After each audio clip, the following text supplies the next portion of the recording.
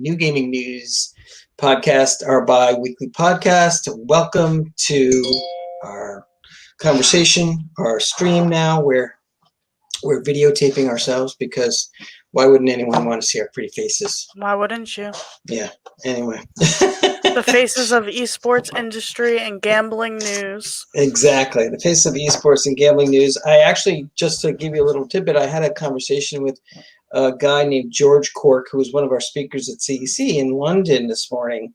Nice. And he runs a company called Education. It's esports education.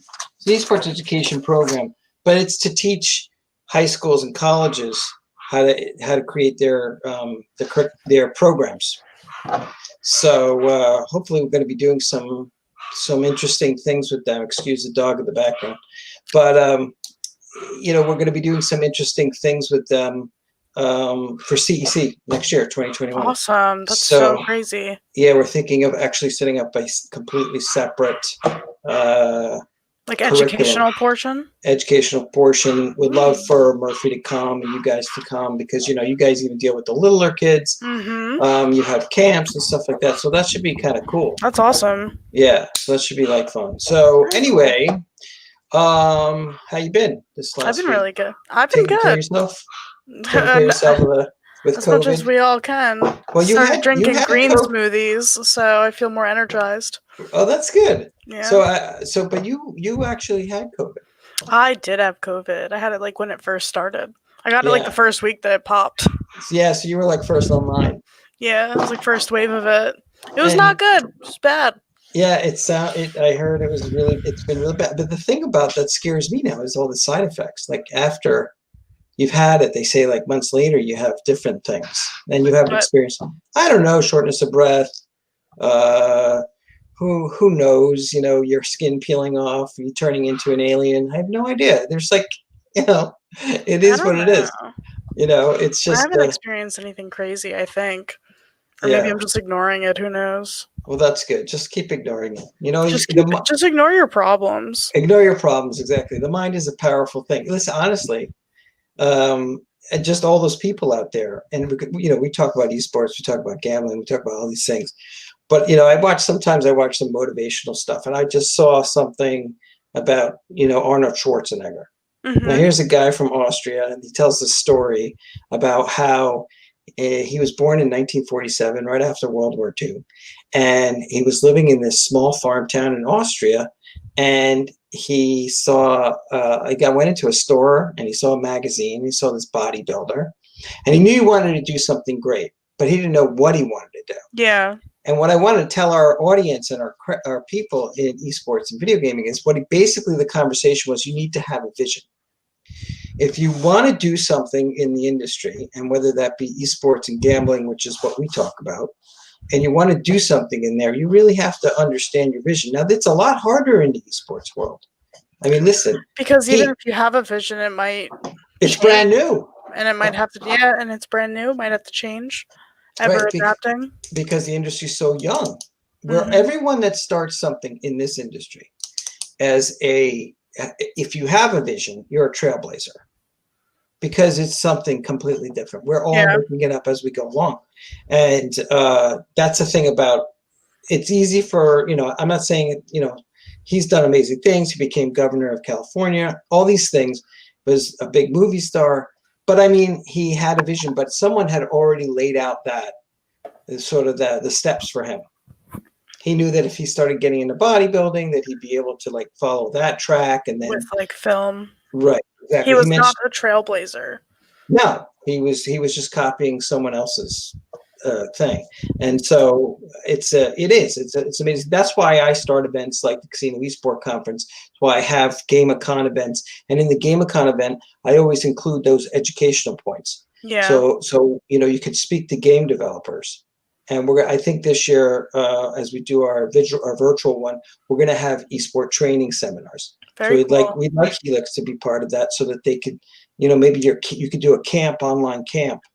During the break would be great. So we'll talk more about that as we get closer. But anyway, so let's get into it. Let's get into the news. Let's get into the news. Our first article is esports and virtual sports audiences are reach during these unprecedented COVID times. Yeah, so it's pretty much like who is watching esports and virtual sports during COVID, essentially. It talks about a few different countries, America not included, and has the chart showing who the fans are and how much they're actually watching esports or traditional sports. So I don't know if you want to pull up the little chart that's on there. Yeah, I'm going to pull that chart up. While you're doing that, I'd like to read something from the article.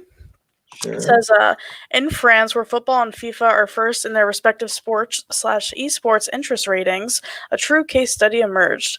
It says, Canal Plus broadcasts a FIFA 20 match between the famous French rivals Paris Saint-Germain and Olympique de Marseille. More than 200,000 people watched the game live. So this is a FIFA game with real teams, though, but obviously it's virtual. It says this reflected high viewership for esports as the broadcast was free on the French channel, and even if the numbers were clearly below average for a Ligue 1 Conforama broadcast in this time slot, the programs generated a younger audience. So even though less people were watching the virtual event, the audience of the viewers was majorly young people, which means that they have an interest in virtual sports. Right. So, well, this is the chart here. So much more time was spent with esports, and we're looking at. So if you look at London, France, Germany, China, Japan, and Korea, are you impressed that I actually knew all those? Are you impressed I knew those flags? I'm 100% impressed because I was thinking about it. It does say it underneath, and I had to read it. Yeah, I didn't know. No, I didn't even see. I didn't even look at the small. I unfortunately didn't know the Germany flag. Oh wow! Yeah. Well, yeah, that's the German flag. But here we go. So 14% was much more time with esports in London, and I think the biggest change was in Korea. But that goes, that's South Korea. That goes to for obvious reasons. I mean, South Korea is a big, proponent of esports in the first place. China obviously is into esports. Exactly. And the other countries are a little into esports, more into traditional, but it looks like for the majority, like it is about the same. So if you're a traditional sports fan, you probably like esports or vice versa. Right. It sounds like this article is saying that esports fans also like traditional sports. That's really what it's saying. Yeah. And they tend to be younger if they're into esports. Right. Which is everybody wants to capture. Exactly. Everyone's trying to capture the Gen Z,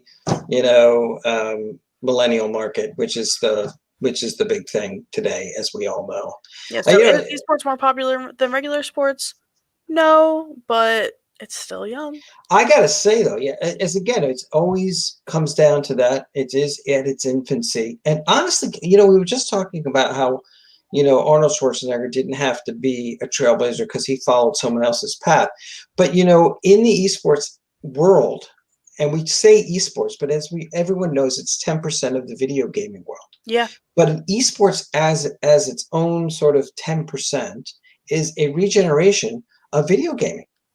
I mean, it was Trailblazers. I mean, if you want to think about the first Trailblazers, you're talking about Space Invaders, and the tournaments that they had at colleges, back at the University of Georgia back in 1975 or whatever it was, or 85, 75. I don't think they had computers then, but 85. But we're talking about something that those people they didn't realize that they were being trailblazers. Mm-hmm. I mean, they were just guys that were really good at video games. And they couldn't play a professional athletic sport. And in those days, let's face it, we were called nerds in those days, and nobody wanted anything to do with it. But now we're kings of the world. Well, the internet really opened everyone's eyes to things like that. Right, but it is only connected them, but it is a regeneration of video gaming. Now when you add in the pandemic and everything else, and you take away sports, that's when you get a Nielsen rating in the article. It talks about, the differences and was there that much of a change. But let's be honest, Jen, COVID has also hurt esports and we've talked about the physical events. And I have in the few articles that we have, they do talk about that as well. Just And cheating, and not cheating, but it's harder to track it if it's not physical. So COVID hurt esports as well, you're right. Oh no. Did you freeze or did I freeze? It's a bad freeze. Oh no. Well, there you have it. Younger people like esports, and COVID, while it accelerated the popularity, or not even the popularity, but the visibility of esports, it also hurt it by losing the physical event element. Now, I'm going to stay in the studio. Maybe Ari will come back. Should I move on? There's not much more to say here, folks. I'm going to move on. So, the Overwatch League unveils virtual stage for 2020 and the grand finals. So, I guess I should wait for Ari. He's going to want to talk about this. I'll explain it. So, the Overwatch League is creating a full virtual stage for their grand finals broadcast, and I think they also use the virtual set for Call of Duty League, but the physical, like, the full bodies weren't in the virtual studio. It was just like the boxes for the webcam. So, I'm wondering how that's going to look, and I think it hopefully will look cool. Ari gave me a text, got disconnected. All good. I'm staying in here, Ari. We're staying on. I'm still in. You'll just join? Question mark. Ari's gonna be coming back. So I think it'll be a nice way to kind of make it seem more real and maybe less disconnected. But then again, who really cares if they're it's Blizzard. They're gonna go all out. If they're gonna try to make a virtual studio. So I wonder if the Call of Duty League will do that as well. But the reason we bring it up is because with COVID, everybody's looking for a way to bring the audience into the production. You can't physically be there in the stadium, so how do we give the audience the greatest experience virtually?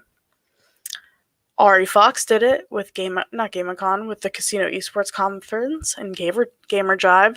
I thought that was really well done. I think the online platform felt very convention-like. You had a little avatar, you got to walk around.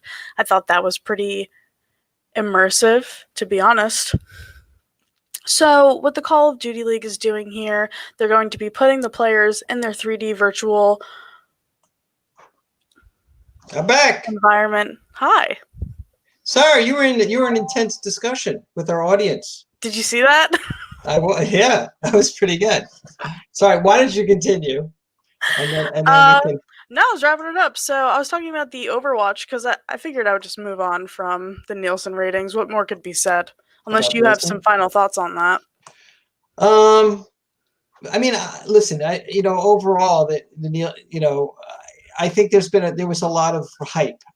Again, as we all know, that's what happens in esports. We get a lot of hype, but because we're looking for the investment strategy, and there's a lot of hype, and the Nielsen rating really just was another hype story about. I feel like it was less hype, more informational, because it was like, yeah, not as many people are watching it, but like they are younger.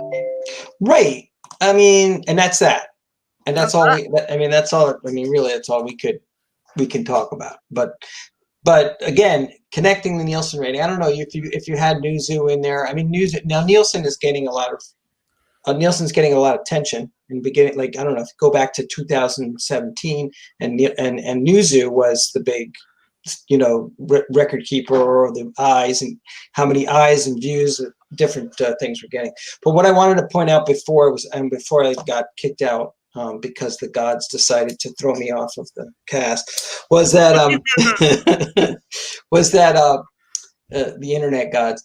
What I was going to say is that COVID has also killed a lot of these in-person events, and what really that boils down to, more or less, is that investors, big guys, the guys that like to see the fanfare and the people selling merchandise and the people going to the event and buying popcorn and buying Pepsi and drinking beer and doing all that stuff. Yeah. It really now has sucked a lot of the investment wind out of the esports sales. Yeah, I think it has. Yeah. Because everything's had to move online, and the people that are investors are like, well, where are all the people? They're on the internet. They're not buying anything. They're not buying sodas. They're not buying food. They're not buying tickets. Right. So that makes it sort of like, now. Really, the only thing is advertising. Yes, advertising and sponsorship, but that's what it was before. But that's not going to carry. That's not going to carry the sales. It has to. What can they do to make money? There's a lot of things that they could do, and I'm working on a bunch of projects. I can't say right now, but so exciting.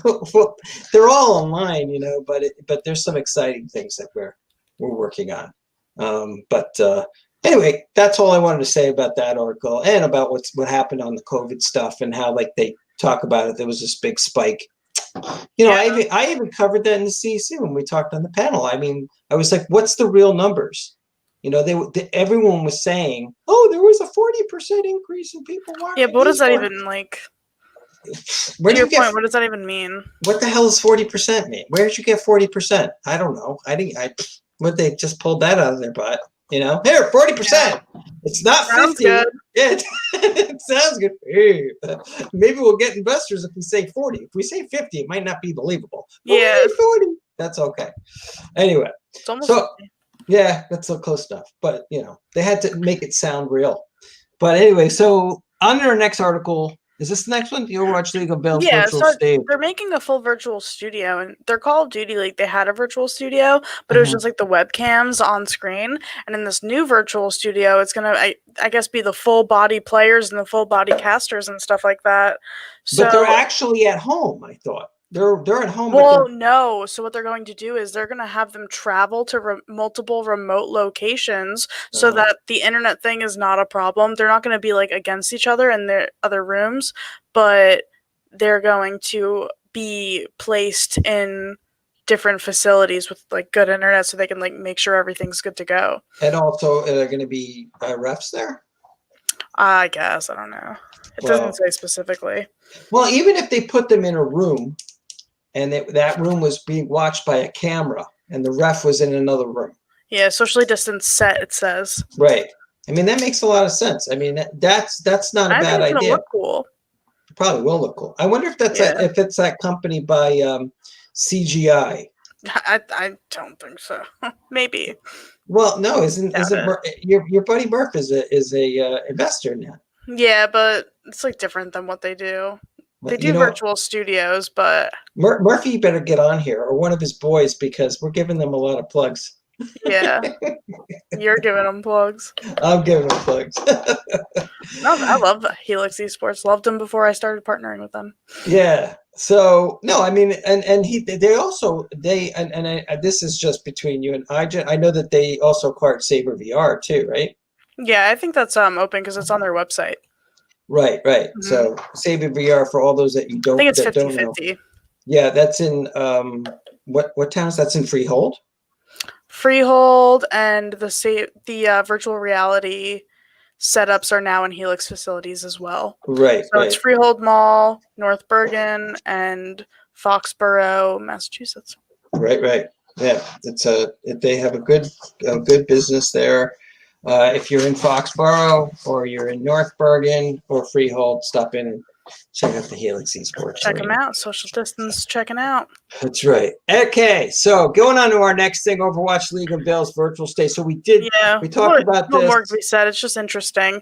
And like I was saying, like the Casino Esports Conference, like these companies and these events are looking to immerse their audience. And I think that Overwatch is trying to do that with these virtual studios. And I think you did that with your GamerJibe platform. I thought it was really cool. Yeah, I mean, can't say enough good things about it. Really liked it. We had some. I mean, we had some. We loved it. I mean, all I get is it felt like being at a convention. It really did. Yeah, I get a lot of good feedback from people that went. And I could plug. I'm plugging GamerJibe too. We should get Peter on here too to talk about GamerJibe. But I did have some people who were bounced out of the Matrix. Bounced out of the Matrix. Yeah, they were just they were just flying, kind of like. Oh, I was like doing double jumps, running around. No, but if you step out of, there's like certain places along the walls in the presentation room that if you step too close to it, you fall into space. Oh, really? Yeah, and then you're just floating there, and then you have to reload your browser. But it didn't happen a lot because nobody stepped in the black hole. Yeah. But if you happen to, that's what happened. But no, everyone had a great time. It was really awesome. What I loved about it, and this is something new, GamerJibe has now added fireplaces to the patio that was outside. You know how they had that fishing hole? Mm-hmm. And you go fishing. Now there's a fireplace you can roast marshmallows on. That's cute. And sit around and talk and roast marshmallows. So cute. Yeah, it's a lot of fun. But this is where we're going, I mean, virtually. But listen, there's a big difference between going to a conference, and we're talking specifically business conferences, or even consumer conferences. Yeah. And sitting there listening to a panel and people talking boring on a Zoom call, like, this is an exciting call between you and I, only because we're just so charming and exciting, and we're just amazing people. But when you're sitting there talking and it's just watching these people for like 45 minutes, you really want to just shoot yourself in the head. It's a lot. It's a lot. But what we did with our Casino Esports Conference, even though it was a business-to-business conference, we allowed everybody to walk around a space virtually as an avatar, dance, go to a virtual bar, go out to the deck, go fishing, and now you can roast marshmallows and stuff like that, and go to booth spaces and then talk to people in the booths. But it really made you feel like you were there. Yeah. And so I suppose with this virtual stage that, Overwatch is doing, they're trying to make it more immersive. And that's what I think they're trying to do. They're trying to make it as real as possible, or as normal as possible. Right, because you're not getting, the casters aren't at an event. You don't have them actually at a location. But what happened to the whole bubble idea that they were going to do, like with the NBA, like some of these leagues? Like they were going to keep the teams, they would keep them in a quarantine bubble so that they wouldn't get COVID. That might not be possible, though. I don't know. But that's what I thought they were like. In the National Basketball Association has taken all their players since they restarted the season, and they placed them all in bubbles. Like they can't see their families. Oh, you mean bubbles in like their own little bubble? Got it. Right, their own like COVID bubble. So they can't, So, and I think it looks like that's what they're trying to do with the Overwatch League. Right. Well, that makes sense. I think it's a good move. I think it should have been done months ago. But I guess they were trying to do it from home so they didn't displace everybody in an already bad situation. I don't know. Well, maybe because things have opened up here and there that they're able to go to another location and be able to use those like a remote office building or something like that. But whatever. Yeah. I guess it was too much travel even to one location when it was hot and heavy. I don't know. Yeah. Now, there's one of these articles you said you wanted me to show an image. Was it this one? It was the first one that we did. With the chart. The little chart, yeah. Oh, okay, cool.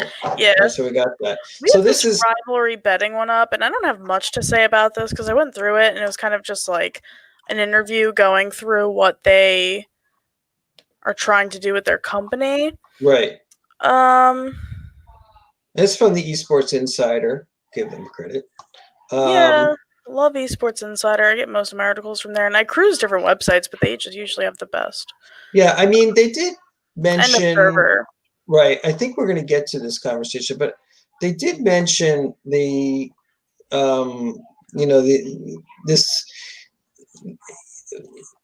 scope and scale, brand itself completely independent of fundamentals of the business, or very different in the stratosphere from what it says. So it's more of like, yeah, you're right. It's more of like an information on rivalry.gg. Yeah, so I actually did kind of want to cut that, but they do mention rivalry.gg in the CSGO article. Right. So I kind of just wanted to keep it together, but pretty much they were just a betting company, and they were wrapped up in this, or they were affected rather by the CSGO cheating accusations that are happening right now. So we can skip the rivalry. Well, I wanted to I wanted to mention that that rivalry issue, or like you say, these two articles are related.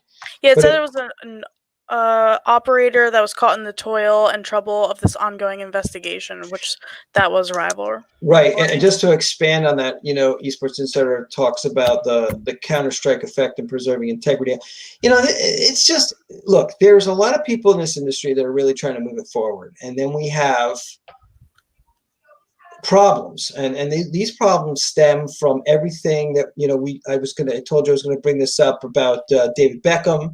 In England being, oh, we got David Beckham. He's one of our investors. It's like when do you want to give a little context around that really quickly? Sure. So David Beckham was asked to invest in I forgot the name of the team, one of the teams in England and UK. Yeah, and he did donate some money. He put in about 350 grand. But what the real deal was, and this was not reported, was that he was going to be Guild paid Esports. Guild Esports. He was going to be paid $2 million, I think, a year over 5 years, to be a spokesperson. So the backdoor deal was, okay, Mr. Beckham, you give us money, and we can legally say that you gave us money, that you are an investor. And when we get the big guys involved, because everybody loves you, Mr. Beckham, and because you're an investor, and they see Mr. Beckham's an investor, sure, here's my money. We'll give you this investor. If these investors come on board, we'll give you $2 million in over 5 years. And it's almost scandalous in a lot of ways, because these people. It's just a big fat lie. Yeah, and a lot of people, I saw some banter on LinkedIn. Some people were like, "But it's a franchise, it was like a franchise. It's like when you buy a franchise." I'm sorry, but if you buy a franchise, if I bought a McDonald's franchise for $350,000, they wouldn't be paying me $2 million a year just to have the franchise. Are you kidding me? So it's like, really, I think there's a lot of misunderstanding in that. And how that really plays out. It's really kind of, and as I mentioned in my comment, what I said was that for an authentic business, or tried to be so authentic, it's not that authentic in a lot of ways, and it's sad. I mean, it's just. Do you think everything's a little like that? Everything is a little like that, and that's really why we have lawyers. Yeah. Why we have so many lawyers. Power corrupts. I mean, I could tell you more times than not that I am not that way. I'm a businessman. I'm an entrepreneur. I do esports, but when I say I'm going to do something, I do it. Yeah. Transparent. Yeah, I'm very transparent. Listen, if I'm not going to be able to. If I'm not going to get it, I'm not going to walk around and get a big name so I can suck in a bunch of other investors. It's not how I roll. If a big name wants to come in and be an investor, he's going to be a legit investor. But like the whole David Beckham thing, it's like we haven't even learned. Like in 2016 and 2017, Alex Rodriguez, Jennifer Lopez, Shaquille O'Neal. Like all these people invested in San Francisco Shock, or NRG. And then like there was an article or some kind of tweet that someone asked A-Rod, "Oh, we know you invested in this esports He's like, what the hell is esports? I mean, he didn't even know what the hell it was. He didn't even know. His name was just on it. His whoever was probably like, oh, good investment here. Exactly. It makes us much money. Exactly. His financial guy who finds, small things to invest in, said, we'll give you money from the A-Rod J-Lo, pool of money, estate. Right. And that's that. That's how it happened. Now, the one guy I can say that was legit is Shaquille O'Neal. Yeah. Now, Shaquille does, he is into esports. He's into a lot of other things, but these guys invest in thousands and thousands of businesses, a lot of startups, because they have the money to.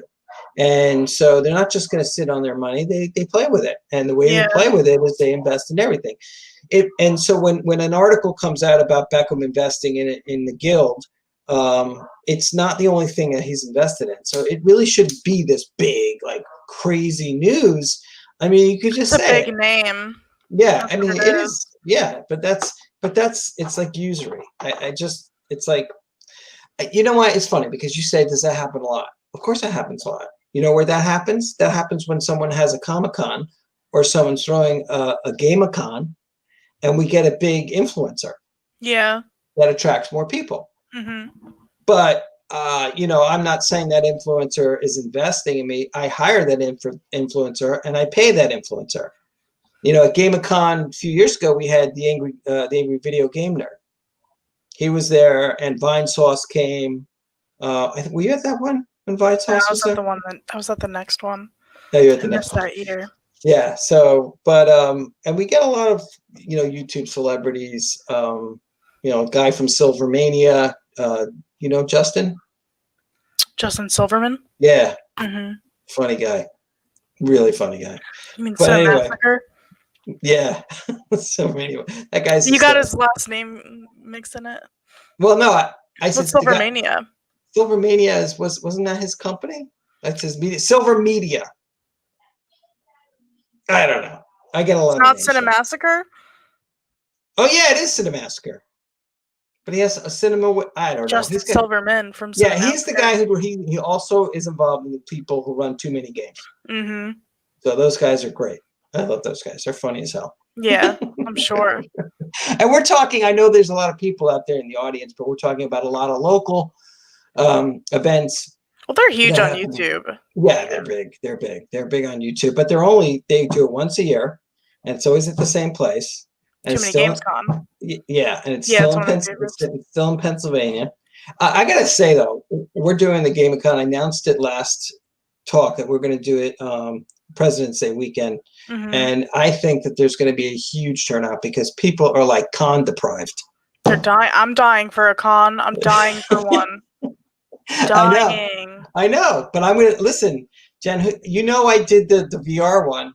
I'm gonna do another VR one. I mean, not VR, Avatar 3D. One, 3D. You got to do it that way. That felt like a convention. It's the only way to do a digital convention that doesn't feel like a bunch of just video calls. Right, and so stay tuned for that. There's going to be a lot of news on that. We're working with multiple parties on that, so it's going to be good. So, all right, so ESI Gambling Report. I wanted to get to this, the Counter-Strike effect. We're talking about integrity, authenticity. This is an article I think I mentioned. Wasn't this that they said they could see the map from above? Yeah, it was like a glitch where they could see a bird's eye view of the map, and what's the word? But they got like 37 coaches on it. So were the coaches the ones that were? We talked about this, I think, on our last podcast, if not the one before that. But yeah, it was the coaches who were going into the game in the bird's eye view and watching, and they got nabbed on it. Well, isn't the bird's eye view only for fans?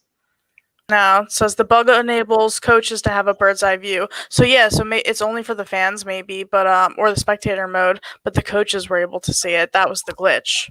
Oh boy. And it was exploited in competitive environments, aka tournaments, and 37 coaches were guilty of deliberately triggering the bug during an official match. So that's a lot. So they're still going through that, so nobody really knows what's going on with it. But the moral of this article is that for esports betting in general, it raises a lot of red flags for people who are a little weary of getting into it in general in the gambling industry. Yeah. And I know that at least CSGO is putting in like the proper work to fix this issue, but the only thing that really helps this is in-person events. Because I think this was all done online, and that's where the issue was. Right, because they just open up another browser and can check out the something. Well, so of course. bugs, I don't know. Well, this is why that if they do what the what Overwatch is doing in our prior article, with they bring the players to an actual room and the coaches are there too, they can be watched by video to make sure that they're not cheating. Now, this has got to happen, because if it doesn't happen, listen. You know, what's funny is that we talk about how esports is such a young industry, and moving forward, we're kind of like not doing that. We're actually moving backward, because what's going on is, and in this article also mentioned about how esports betting is actually on the floor of the Senate in New Jersey. Yes. Like, that's a big thing. Huge.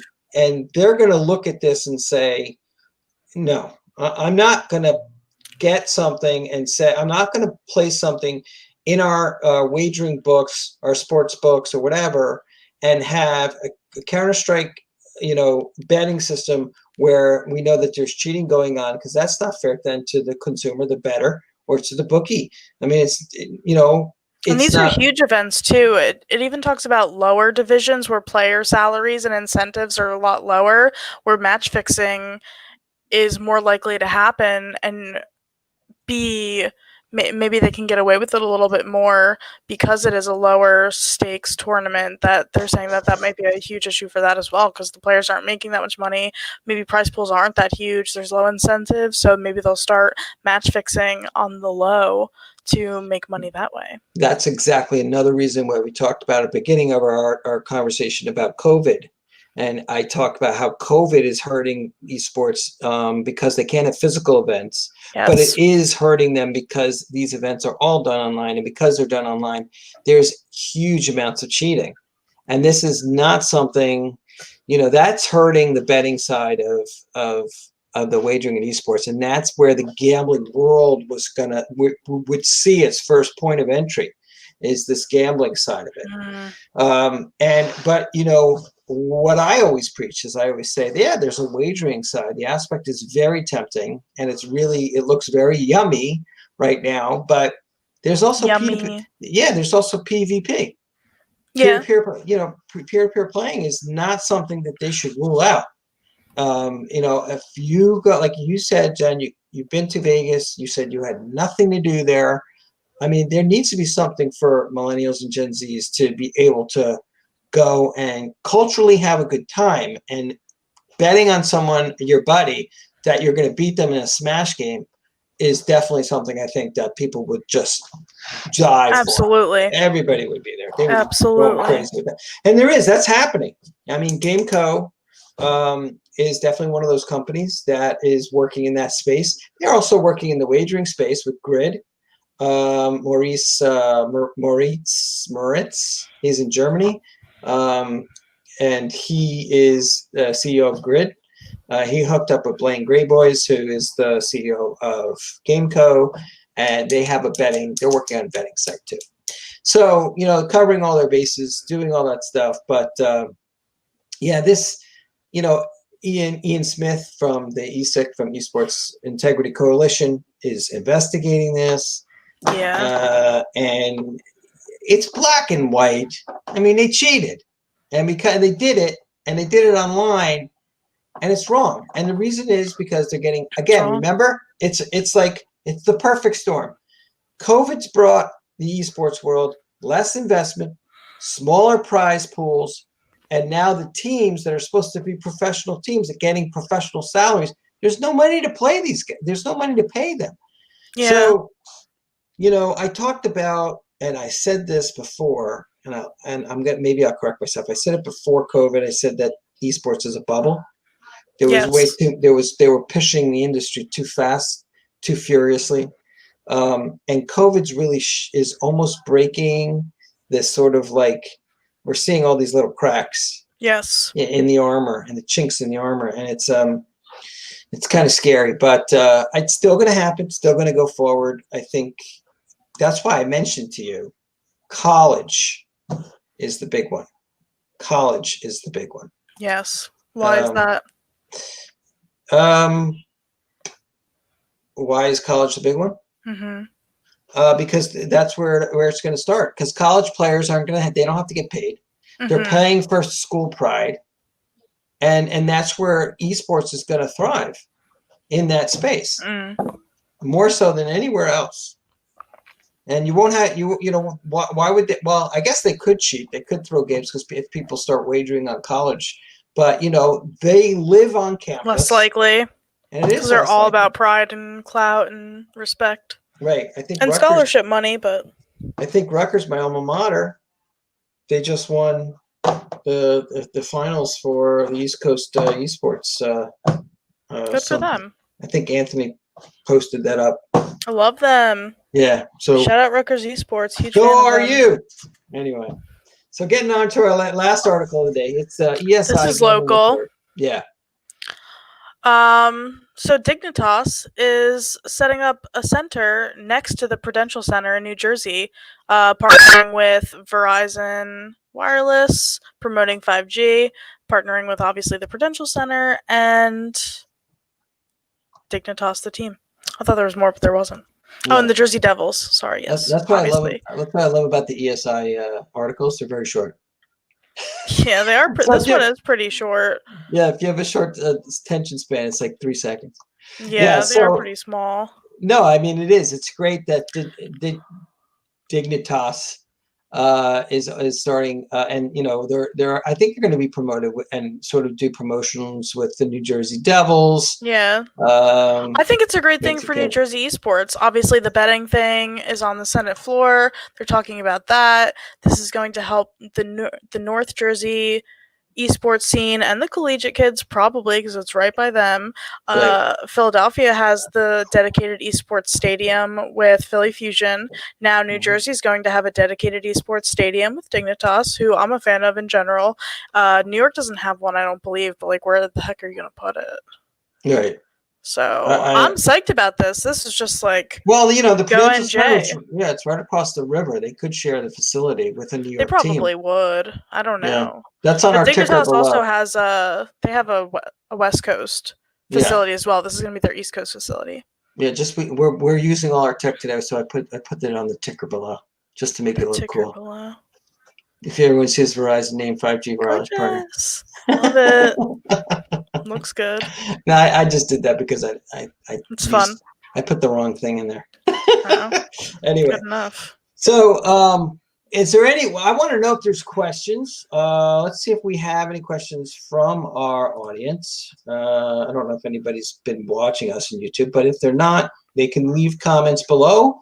We'll answer it next time. And we can answer them next time. We'll be posting this, of course, on LinkedIn. Or this what cast is this? 32, 31, 33? It's going to be 33, I believe. Okay, cool, 33. So 33, it's a good number. So we'll post this up on the LinkedIn. We'll also post it up on it'll be on YouTube. It'll be on Spotify, Apple Podcasts, and also newgamingnews.com. Newgamingnews.com. So as always, Jen, so it's my pleasure. I'll see you in 2 weeks. I'll see you in 2 weeks. We'll have some cool visuals by then. Yeah, hopefully. And don't get COVID again. I'll try not to get COVID again. Don't get COVID in general. No, don't. Nobody do it. Wear a mask. Everybody wear a mask. I love my mask. It makes me feel like a ninja. We all have bougie masks now. I love mine. Mine's around my neck right now.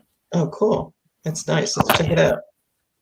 Oh, is it a Digitas mask? No, it's an Augment Esports mask. See, if esports wants to make money, all these teams should start selling these masks. Some of them do. That's cool. Mine says esports, but it's like all messed up. I have a really comfortable one. It's cotton, and I just, it's one of those. But I got to get something written on it or something like that. But anyway, As always, a pleasure. Take care. We'll see you in 2 weeks. Take care, everybody. Peace out. Peace out. Bye.